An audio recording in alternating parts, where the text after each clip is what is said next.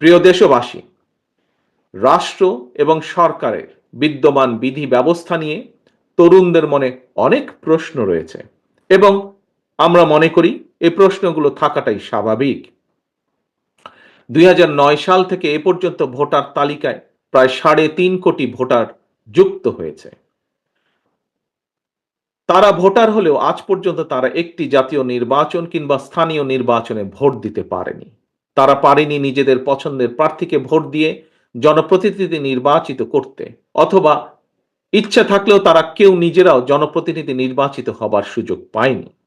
সুতরাং রাষ্ট্র ও রাজনীতি, সরকার প্রচলিত বিধি ব্যবস্থার সংস্কার করে আরো উন্নত এবং টেকসই বিধি ব্যবস্থার পক্ষে ছাত্র ও তরুণরা অবস্থান নেবে সমাজ পরিবর্তনের লক্ষ্যে।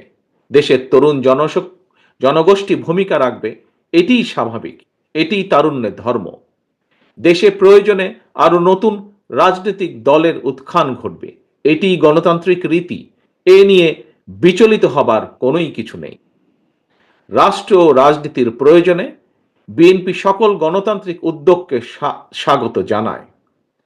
বিএনপি তার জন্মলগ্ন থেকে আজ পর্যন্ত সকল পরিস্থিতিতে, সকল সময় বহু দল বহু মতের চর্চার পক্ষে, যা মহাসচিব সাহেবও তার বক্তব্যে উল্লেখ করেছেন। এক্ষেত্রে বিএনপির দৃষ্টিভঙ্গি অত্যন্ত স্বচ্ছ।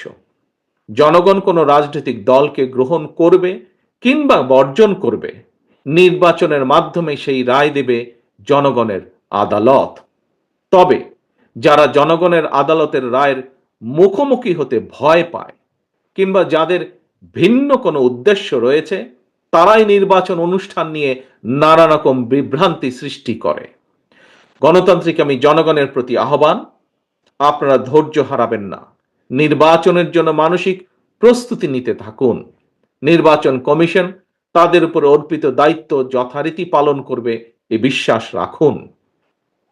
বিএনপির নেতাকর্মী সমর্থকদের প্রতি আহ্বান জানিয়ে বলতে চাই, আপনারা অপপ্রচারে বিভ্রান্ত হবেন না, বরং সতর্ক থাকবেন।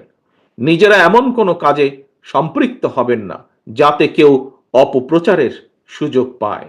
নিজেদেরকে জনগণের আস্থায় রাখুন, জনগণের আস্থায় রাখার জন্য সর্বোচ্চ চেষ্টা করুন।